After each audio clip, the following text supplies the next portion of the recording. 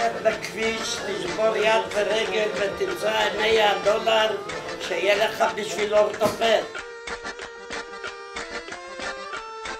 מיום הראשון פה קיללתי שנכנסתי.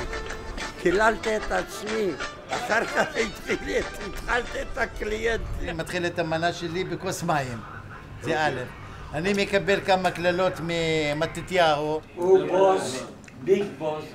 די, אני עובד בעירייה, מרים זבל. קצין צה"ל לשעבר.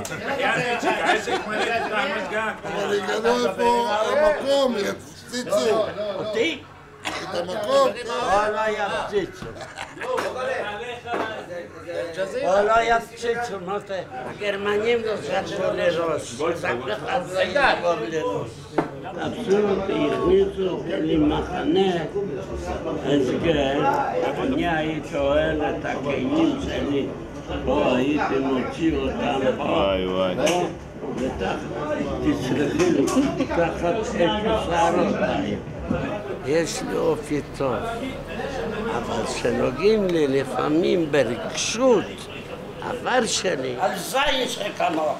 איך יעקוס, אל תאהוב אותי, כלב שילקק אותך, אבל שתהיה מת, לא חי. אתה רוצה לאכול משהו?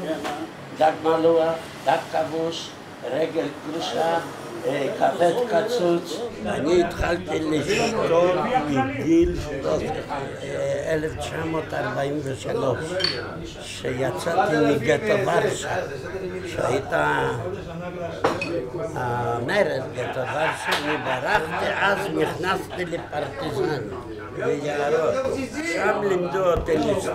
לכולכם לחיים, שתהיו בריאים, אלף בריאות. תודה, מתי. גם אתה יכול להיות בריא, בן ל1,000 שרמוטה.